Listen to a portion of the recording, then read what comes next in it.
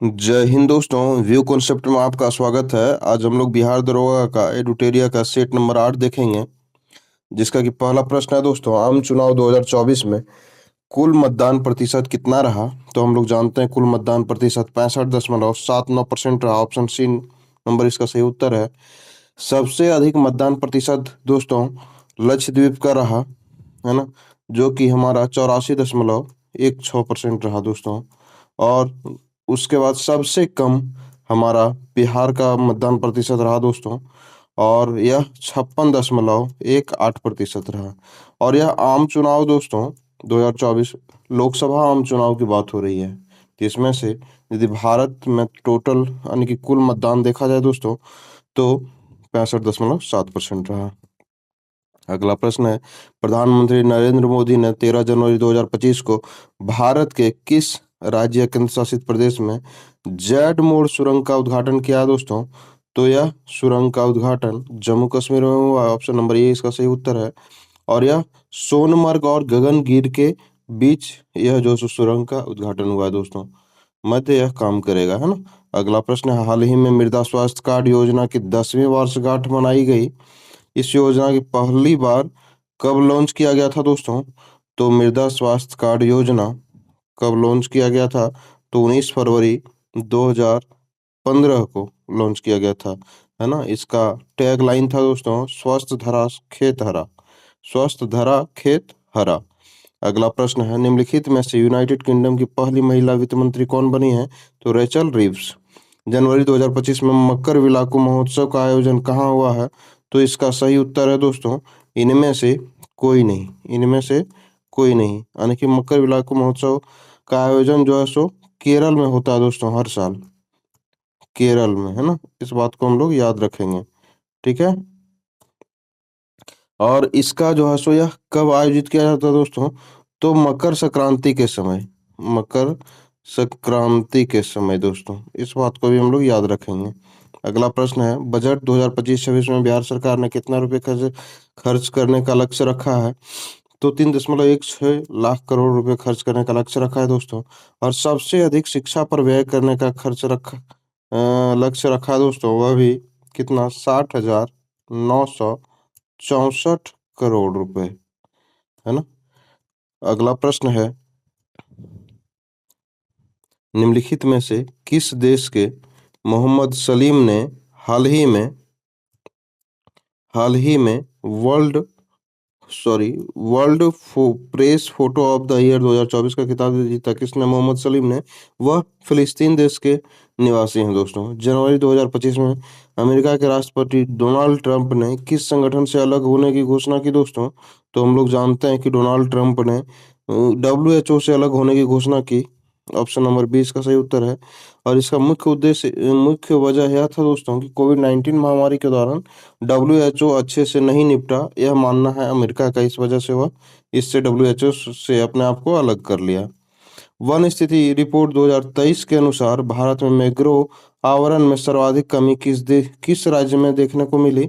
तो गुजरात में सर्वाधिक कमी देखने को मिला, और वह भी 36 किलोमीटर स्क्वायर जो है सो कमी देखने को मिला मैंग्रोव आवरण का। अगला प्रश्न है, हाल ही में सर्वोच्च न्यायालय के नए ध्वज प्रतीक चिन्ह का अनावरण किया गया। बताएं कि नए ध्वज पर अंकित या तो धर्मोस्तव जय किस धार्मिक ग्रंथ से लिया गया है? तो महाभारत से लिया गया है। अगला प्रश्न है, राष्ट्रीय उद्यान को भारत का 107वां राष्ट्रीय उद्यान का दर्जा मिला है? तो सिंगलीपाल राष्ट्रीय उद्यान को मिला है। यह उड़ीसा में है दोस्तों, है ना। अगला प्रश्न है, ऑपरेशन टिक्का का संबंध किस राज्य या केंद्र शासित प्रदेश से है? तो ऑपरेशन टिक्का कहाँ चलाया गया था दोस्तों? तो जम्मू कश्मीर में चलाया गया था। और LOC के पास बारामूला सेक्टर है दोस्तों, जिसमें घुसपैठ को रोकना इसका उद्देश्य था। और इसमें 2 आतंकी को मार गिराया गया, है ना। अगला प्रश्न है, विश्व शिल्प परिषद ने हाल ही में किस भारतीय शहर को आधिकारिक तौर पर विश्व शिल्प शहर जो है सो घोषित किया है, रूप में मान्यता दिया है? तो ऑप्शन नंबर सी इसका सही उत्तर है, यानी कि श्रीनगर को मान्यता दिया गया है दोस्तों। श्रीनगर इसका सही उत्तर है, सॉरी, श्रीनगर इसका सही उत्तर है दोस्तों। अगला प्रश्न है, किस भारतीय प्रौद्योगिकी संस्थान के एक परिसर का उद्घाटन जो यानी कि एक ब्रांच का उद्घाटन 2 सितंबर 2024 को अबू धाबी में किया जाएगा दोस्तों। तो आईआईटी दिल्ली का एक ब्रांच वहाँ पे खोलेगा, है ना? किस देश ने दक्षिण अफ्रीका को हराकर 17 साल बाद आईसीसी टी20 विश्व कप पुरुष 2024 का 9वां संस्करण का खिताब जीता है दोस्तों? तो वह भारत ने जीता है। और इसका आयोजन हम लोग देखेंगे दोस्तों, तो वेस्ट इंडीज और अमेरिका में इसका आयोजन हुआ था, है ना? क्रिकेट विश्व कप का अगला प्रश्न है, भारत में 3 आपराधिक कानून। पहला भारतीय न्याय संहिता 2023, दूसरा भारतीय नागरिक सुरक्षा संहिता 2023, और तीसरा भारतीय साक्ष्य अधिनियम जो 2023 हाल ही में किस तिथि से लागू किया गया दोस्तों? तो हम लोग जानते हैं 1 जुलाई 2024 से लागू किया गया। अगला प्रश्न है, राष्ट्रीय महिला आयोग की वर्तमान अध्यक्षा कौन है? तो विजया के रहटाकर इसके वर्तमान अध्यक्ष हैं। अगला प्रश्न है, नीति आयोग द्वारा हाल ही जारी एसडीजी जो कि sustainable development goals India index 2023-24 के संदर्भ में कौन सा कथन सत्य है दोस्तों? तो हम लोग जानते हैं कि इसमें बिहार अंतिम स्थान पर है, यह ऑप्शन सत्य है। और सबसे शीर्ष स्थान पे हम लोग देखेंगे दोस्तों, तो सबसे शीर्ष स्थान पर हमारा केरल और उत्तराखंड है। केरल और उत्तराखंड है, इस बात को हम लोग याद रखेंगे। अगला प्रश्न, निम्नलिखित में से किस अधिनियम के अंतर्गत भारतीय विधान परिषद को बजट पर बहस करने की शक्ति प्राप्त हुई है? तो भारत परिषद अधिनियम 1892 के तहत। अगला प्रश्न है, घरेलू हिंसा से महिलाओं को संरक्षण अधिनियम कब लागू हुआ? तो यह बना तो 2005 में था दोस्तों, लेकिन लागू हुआ 2006 में, और इसे डोमेस्टिक वायलेंस एक्ट 2005 कहा जाता है। अगला अगला जो है क्वेश्चन है, न्यायिक समीक्षा शब्द का आशय है क्या है दोस्तों? तो हम लोग जानते हैं कि संसद द्वारा पारित कानून को संवैधानिकता जांचना ही न्यायिक समीक्षा कहलाता है। ऑप्शन नंबर ए इसका सही उत्तर है। अगला प्रश्न है, 61वें संविधान संशोधन अधिनियम द्वारा मतदान करने की आयु 21 वर्ष से घटाकर 18 वर्ष कर दी गई है। किस प्रधानमंत्री के कार्यकाल में यह संशोधन हुआ? तो यह राजीव गांधी के समय में इसका संशोधन हुआ दोस्तों। और यह जो 61वां संविधान संशोधन किया गया, वह 1989 में किया गया था दोस्तों। इस बात को भी हम लोग याद रखेंगे। अगला प्रश्न, निम्नलिखित में से कौन सा एक मौलिक अधिकार नहीं है? तो काम पाने का अधिकार मौलिक अधिकार में नहीं आता। समानता का अधिकार मौलिक अधिकार है। संविधानों के उपचार का अधिकार मौलिक अधिकार है। शैक्षणिक और सांस्कृतिक अधिकार मौलिक अधिकार है। यथा हमारा काम पाने का अधिकार मौलिक अधिकार नहीं है। यह नीति निर्देशक तत्व के अंतर्गत आता है दोस्तों, है ना? इस बात को भी हम लोग याद रखेंगे। निम्नलिखित में से कौन सा विषय अवशिष्ट शक्तियों में शामिल है? तो साइबर कानून जो सो अवशिष्ट शक्तियों में शामिल है। अगला प्रश्न, हैदराबाद रियासत से संबंधित रजाकार शब्द का क्या अर्थ है दोस्तों? तो रजाकार शब्द का हम लोगों का अर्थ है अर्धसैनिक बल। अगला प्रश्न है, ऑपरेशन ब्लू स्टार निम्नलिखित में से किससे संबंध रखता है? तो स्वर्ण मंदिर में हुई सैन्य कार्रवाई से संबंध है ऑपरेशन ब्लू स्टार का। और यह कार्रवाई कब हुई थी दोस्तों? तो 1984 में हुई थी, अमृतसर में, है ना? अगला प्रश्न है, निम्नलिखित में से कौन पंचायतों की संरचना के संबंध में उपबंध करने के लिए अधिकृत है? तो कौन है दोस्तों? राज्य के विधानसभा। ऑप्शन नंबर डी इसका सही उत्तर है। निम्नलिखित में से किसके द्वारा भारत में निर्धनता रेखा का आकलन किया जाता है? तो एनएसएसओ के द्वारा जो निर्धनता रेखा का आकलन किया जाता है, जिसका कि फुल फॉर्म होता है दोस्तों नेशनल सैंपल सर्वे ऑफिस, है ना? अगला प्रश्न, निम्नलिखित में से कौन सा कोलाइड का गुण नहीं है? तो कोलाइड का गुण इससे गुजरने वाले प्रकाश पुंज को प्रकीर्णित नहीं कर सकता है। यह ऑप्शन गलत है दोस्तों, यानी कि गुण नहीं पूछ रहा है। तो ऑप्शन नंबर बी इसका सही उत्तर है। इसका सही उत्तर है दोस्तों कोलाइड इससे गुजरने वाले प्रकाश पुंज को प्रकीर्णित कर सकता है ना? अगला प्रश्न है, सल्फ्यूरिक अम्ल बनाने की संपर्क विधि में किस उत्प्रेरक का प्रयोग किया जाता है? तो वेनेडियम ऑक्साइड का प्रयोग किया जाता है। ऑप्शन नंबर 20 का सही उत्तर है दोस्तों। और हम लोग जानते हैं वेनेडियम ऑक्साइड को V2O5 के नाम से लिखते हैं। अगला प्रश्न है, हेलोजन लैंप का तंतु निम्नलिखित में से किस धातु का बना होता है? तो टंगस्टन का बना होता है दोस्तों। ऑप्शन नंबर सी इसका सही उत्तर है। अगला प्रश्न है, सूची 1 और 2 को सम्मिलित करना है। यंत्र उपकरण दिया हुआ मापन की राशि। तो अमीटर से हम लोग क्या मापते हैं दोस्तों? तो अमीटर से हम लोग धारा मापते हैं, हाइग्रोमीटर से आर्द्रता मापते हैं, बैरोमीटर से दाब और स्प्रिंग तुला से भार को मापते हैं दोस्तों। यह तो हमारा बी नंबर ऑप्शन सही है। अगला प्रश्न है, एक लटकते क्लीन को एक लटकते कालीन को डंडे से पीटने पर उससे धूल कणों बाहर निकलना, यह प्रक्रिया उपयुक्त उदाहरण है दोस्तों न्यूटन की गति के प्रथम नियम का, जिसे जड़त्व का नियम भी कहते हैं। अगला प्रश्न है, कोई जेट विमान किसके संरक्षण के सिद्धांत पर कार्य करता है? तो रेखीय संवेग संरक्षण के सिद्धांत पर कार्य करता है। ऑप्शन नंबर सी इसका सही उत्तर है। अगला प्रश्न है, जब जब एक धातु की छड़ को गर्म करते हैं तो इसका प्रसार इनके परमाणुओं के बीच की दूरी को बढ़ाती है। ऑप्शन नंबर 20 का सही उत्तर है। अगला प्रश्न है, तरंगों के अध्यारोपण की घटना तरंग ऊर्जा में पुनर्वितरित हो जाती है दोस्तों। Option number A. बेलनाकार यानी कि सिलेंडरिकल लेंस का चश्मा किस कौन से दृष्टि दोष का निदान है यानी कि उपचार करता है दोस्तों? तो यह बिंदुकता का इलाज करता है। Option number C. निकट दृष्टि दोष में हम लोग अवतल दर्पण का इस्तेमाल अवतल लेंस का इस्तेमाल करते हैं। दीर्घ दृष्टि दोष में हम लोग उत्तल लेंस का इस्तेमाल करते हैं, है ना। अगला प्रश्न है, उच्च प्रतिरोध वाले श्रेणी क्रम में जुड़े हुए गैल्वेनोमीटर को क्या कहते हैं? उच्च श्रेणी में श्रेणी क्रम में, है ना। तो इसे वोल्टमीटर करते हैं दोस्तों। वोल्टमीटर से हम लोग क्या मापते हैं? विभवांतर मापने का यंत्र है ना। निम्नलिखित में से कौन सा रोग एक प्रोटोजोआ के कारण होता है? तो मलेरिया प्रोटोजोआ के कारण होता है।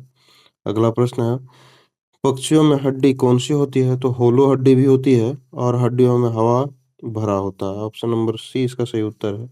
माइटोकॉन्ड्रिया पाए जाते हैं तो सभी यूकैरियोटिक कोशिका में पाए जाते हैं माइटोकॉन्ड्रिया। Option number B. अगला प्रश्न है, सूत्री विभाजन की किस प्रावस्था में गुणसूत्र अपनी पहचान खो देते हैं? तो हम लोग जानते हैं कि किस टीलोफेज में जो है सो गुणसूत्र अपनी पहचान खो देते हैं। टेकोफेरॉल मुख्य रूप से संग्रहित होता है किसमें दोस्तों? अकृत में, अकृत में। और टेकोफेरॉल किसका रासायनिक नाम है दोस्तों? तो विटामिन विटामिन ई का रासायनिक नाम है, विटामिन ई का, है ना। अगला प्रश्न है, जल अपघटन में थोड़ी मात्रा जल अपघटन में थोड़ी मात्रा में ऊर्जा किस प्रकार मुक्त होती है? तो हम लोग जानते हैं दोस्तों, ऊर्जा उपापचयी ऊर्जा के रूप में मुक्त होती है। मानव द्वारा कभी भी पाचन नहीं होने वाला कार्बोहाइड्रेट है सेल्यूलोज। पृथ्वी पर सबसे अधिक पाए जाने वाला कार्बनिक यौगिक है सेल्यूलोज। अगला प्रश्न है, जब किसी तालाब में शांत जल में पत्थर फेंका जाए तो तालाब में जल के पृष्ठ पर उठने वाली लहर जो है सो लहरें होती है अनुप्रस्थ अनुप्रस्थ लहरें होती है ना। थैलेसीमिया के रोगी में शरीर में निम्न संश्लेषण की क्षमता नहीं रखता है। तो किसका संश्लेषण की क्षमता नहीं रखता है दोस्तों? तो हम लोग जानते हैं हीमोग्लोबिन का संश्लेषण की क्षमता नहीं रखता है थैलेसीमिया रोगी। आहार नली में अंगों द्वारा स्रावित कौन सा रस वसा के पाचन में महत्वपूर्ण भूमिका निभाता है? तो हम लोग जानते हैं दोस्तों कि पीत रस और अग्न्याशी रस जो है सो इसमें महत्वपूर्ण भूमिका निभाता है। अगला प्रश्न, हड़प्पा सभ्यता के दौरान शहरों को किस रूप में रखा गया था? तो आयताकार रूप में रखा गया था और इसकी जो सड़कें थी दोस्तों समकोण पर आकर के मिलती थी, है ना। अगला प्रश्न है, पूर्व गुप्त काल में निम्नलिखित में से किसके द्वारा शीशे के सिक्के की एक बड़ी संख्या जारी की गई? तो हम लोग जानते हैं कि सतवाहनों के द्वारा इसे जारी किया गया। वर्तमान में सतवाहन वंश ने जो शासन किया था तेलंगाना, आंध्र प्रदेश और महाराष्ट्र का वह क्षेत्र था दोस्तों। अगला प्रश्न है, पाटलिपुत्र के संबंध में कौन सा कथन सही है? प्रारंभ में इसके निर्माण का सैनिक छावनी के रूप में किया गया था, सही है। सर्वप्रथम उदयन ने इसे अपनी राजधानी बनाया था, सही है। इसे राजधानी के रूप में स्थापित करने का प्रमुख कारण इसकी भौगोलिक और व्यापारिक महत्ता थी, यह भी ऑप्शन सही है। यह तो हमारा डी नंबर ऑप्शन सही होगा दोस्तों, ऑप्शन नंबर डी इसका सही उत्तर होगा, है ना। सॉरी, ऑप्शन नंबर डी इसका सही उत्तर होगा दोस्तों, है ना। अगला प्रश्न है, मध्यकालीन भारत में खराज किससे संबंधित था दोस्तों? तो यह एक धार्मिक कर था जिसे गैर मुसलमानों को मुस्लिम से लिया जाने वाला भू राजस्व कर था दोस्तों। और एक कर है दोस्तों, उस्र नाम है उसका, और यह मुसलमानों से जो है सो लिया जाने वाला भू राजस्व कर है ना। अगला प्रश्न है, छठी शताब्दी ईसा पूर्व का मत्स्य जनपद स्थित था दोस्तों कहाँ पे? तो राजस्थान में स्थित था। ठीक है, राजस्थान में। अगला प्रश्न है, और मत्स्य जनपद की राजधानी हम लोग देखेंगे दोस्तों तो वह विराटनगर थी, और राजा विराट ने इसे स्थापित किया था। अगला प्रश्न है कि लॉर्ड क्लाइव जो है सो कौन सा संधि किए थे या फिर शासन? तो द्वैध शासन बंगाल में लाए थे, और कब लाए थे दोस्तों? तो 1765 में द्वैध शासन की स्थापना की थी उन्होंने। ठीक है, अगला प्रश्न है, अगला है, लॉर्ड वेलेजली ने सहायक संधि की थी दोस्तों, और कब की थी? तो 1798 ईस्वी में, इस बात को भी याद रखेंगे। अगला प्रश्न है, लॉर्ड डलहौजी ने राज्य विलय नीति लाई दोस्तों, कब? 1848 ईस्वी में। और एक बचा हुआ है, करजन ने भारतीय विश्वविद्यालय अधिनियम लाया दोस्तों, कब? तो 1904 ईस्वी में, इस बात को भी याद रखेंगे। इस तरह से हमारा ऑप्शन नंबर 20 का सही उत्तर है। अगला प्रश्न है, किस सूफी संत को महबूब ए इलाही कहा जाता है? तो शेख निजामुद्दीन औलिया को महबूब ए इलाही कहा जाता है। जापान में द्वितीय विश्व युद्ध में आत्मसमर्पण किया था, क्यों किया था दोस्तों? क्योंकि हिरोशिमा और नागासाकी पर बम गिराने के कारण। और यह घटना कब हुई थी? 1945 में हुई थी। 6 अगस्त 1945 को हिरोशिमा में गिराया गया था, और 9 अगस्त 1945 को नागासाकी में बम गिराया गया था, परमाणु बम, है ना। 1926 में गठित रॉयल कमीशन ऑफ एग्रीकल्चर की अध्यक्षता किसने की थी? तो निम्नलिखितों ने की थी। ऑप्शन नंबर डी इसका सही उत्तर है। और इनका काल जो है सो देखा जाए दोस्तों तो सॉरी इनका काल यदि देखा जाए तो 1936 से 43 तक इनका काल रहा। लॉर्ड लिनलिथ को होगा। सूची 1 और 2 को सम्मिलित करना, समाचार पत्र और संपादककर्ता के नाम है दोस्तों। तो समाचार पत्र जिसका कि जो है सो संपादककर्ता कौन है? तो इसमें से देखा जाए तो समाचार दर्पण, इसके जेसी मार्स मैन इसके जो है सो संपादककर्ता हैं। और मिराउत मिरात उल अखबार राजा राम मोहन के राय के द्वारा, केसरी अखबार बीजी तिलक के द्वारा, बाल गंगाधर तिलक के द्वारा, और अंग इंडिया अखबार महात्मा गांधी के द्वारा। यह था हमारा ऑप्शन नंबर डी इसका सही उत्तर होगा, है ना। अगला प्रश्न है, 1857 के विद्रोह को निम्न में से किस स्थान पर हुआ था? उनका सही क्रम तो बैरकपुर में सबसे पहले हुआ था दोस्तों। उसके बाद हमारा देखा जाए तो मेरठ में, पहला बैरकपुर, दूसरा मेरठ, तीसरा हमारा दिल्ली में, और चौथा हमारा झांसी में हुआ था। अतः हमारा 1 2 3 4 1 2 4 3 इसका सही उत्तर है। अगला प्रश्न है, भारत के स्वतंत्रता संग्राम में संबंधित निम्नलिखित घटनाओं में सबसे अंत में कौन सी घटना घटित हुई थी? तो ये सब जो घटनाएं हैं दोस्तों, कांग्रेस का अमृतसर अधिवेशन, रॉलेट अधिनियम, जालियांवाला बाग हत्याकांड और रॉलेट सत्याग्रह, ये सब 1919 में हुआ था दोस्तों। कितने में? 1919 में, है ना, 1919 में। और हम लोग इस बात को ध्यान रखेंगे दोस्तों, पूछ रहा है कि अंत में घटना कौन हुई थी?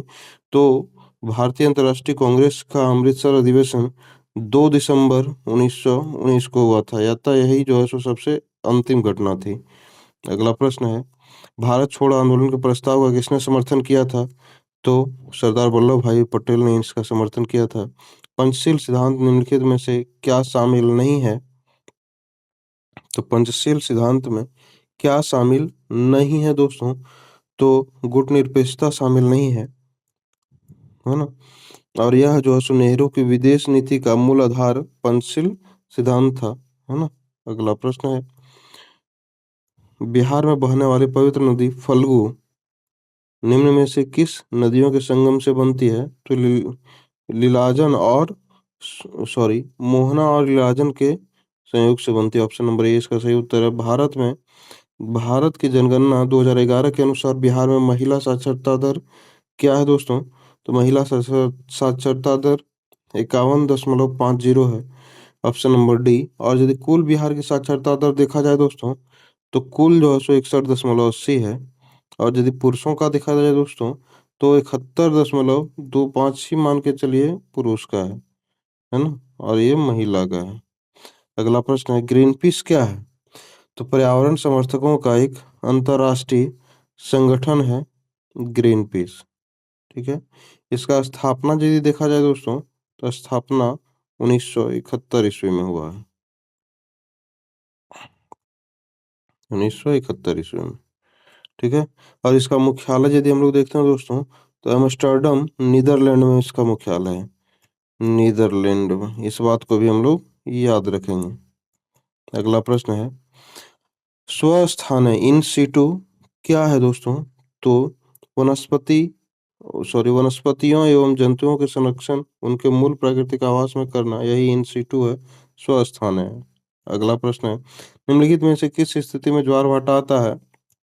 तो जब सूर्य, चंद्रमा, पृथ्वी एक सीधी रेखा में होते हैं तो ज्वार भाटा आता है। और जब सूर्य, चंद्रमा, पृथ्वी समकोण स्थिति में होते हैं दोस्तों, तो निम्न ज्वार आता है ना।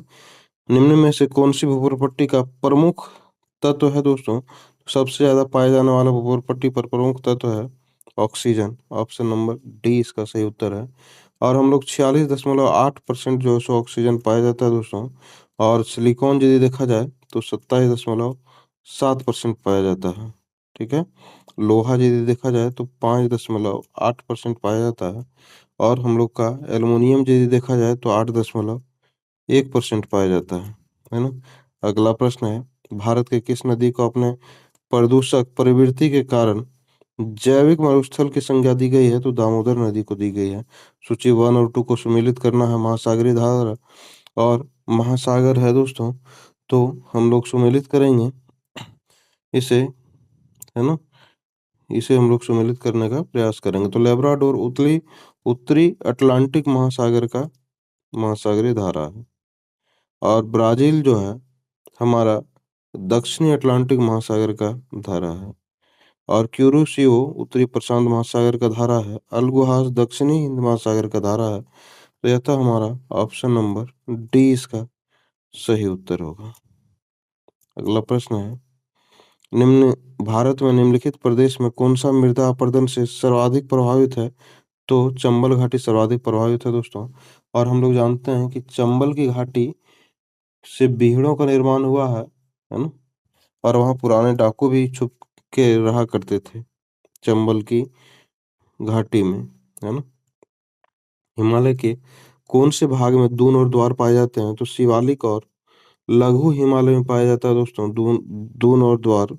दून से देहरादून और द्वार से हरिद्वार का मैदान है। और इसमें से पूछ रहा है दोस्तों कि कौन सा सुमेलित नहीं है, वन्य संरक्षण क्षेत्र और राज्य है? तो पाखल जो है सुमेलित नहीं है दोस्तों। पाखल मध्य प्रदेश में नहीं है, यह हमारा तेलंगाना में है। कहाँ है? तेलंगाना में है। इस बात को भी हम लोग याद रखेंगे।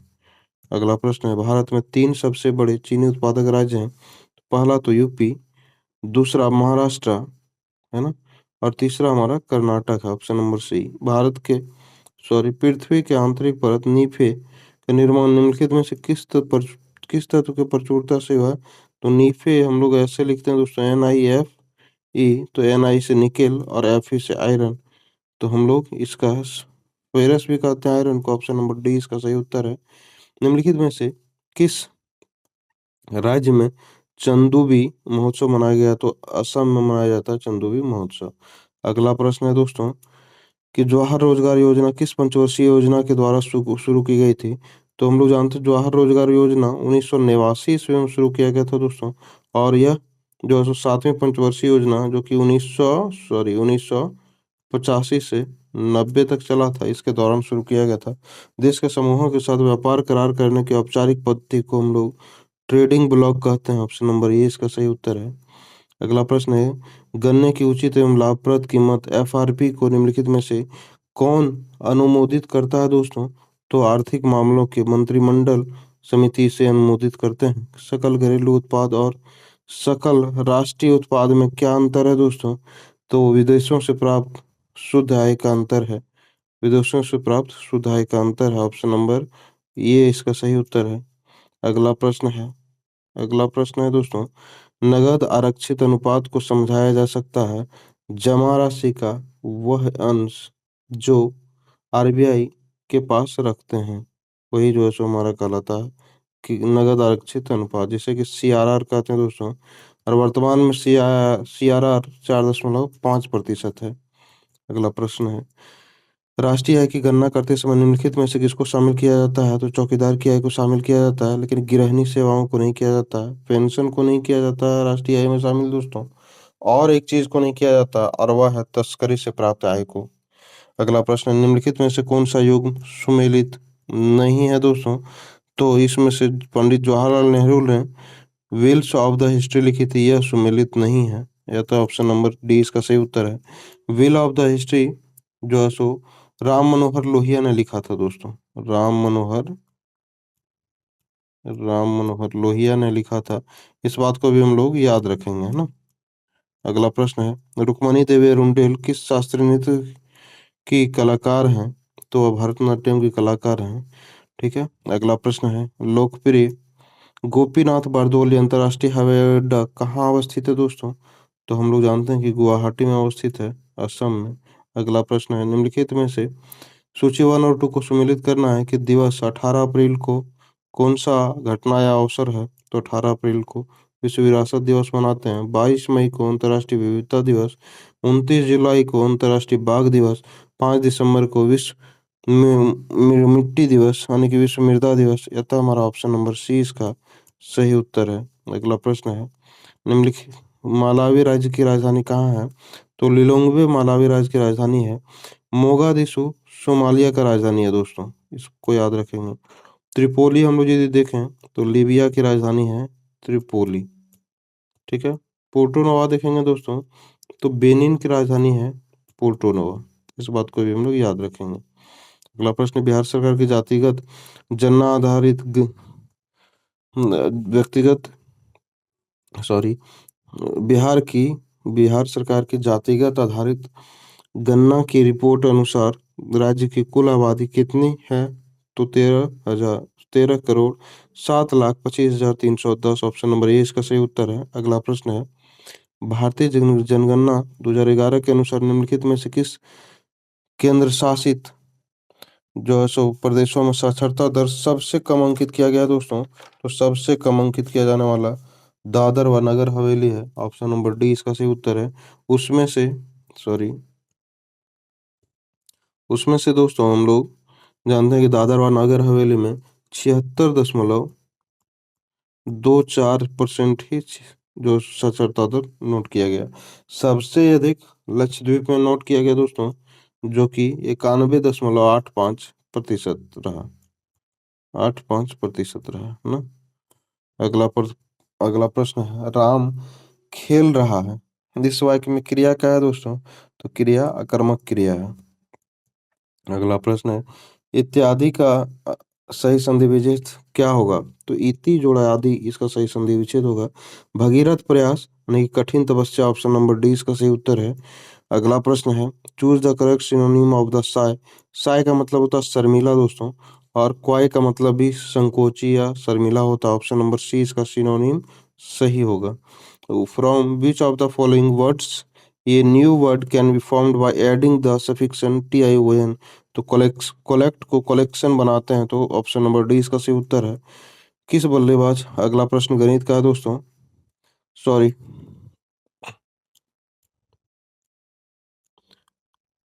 गणित के प्रश्नों को आप खुद से हल करेंगे दोस्तों। इसी के साथ लगता है कि यह हमारा वीडियो समाप्त होने वाला है। हमारा वीडियो देखने के लिए, हमारे चैनल से जुड़ने के लिए आपका तहे दिल से धन्यवाद। आप हर रोज सफलता की नई ऊंचाइयों को छुएं, यही हमारी कामनाएं हैं। धन्यवाद। आपका दिन शुभ हो।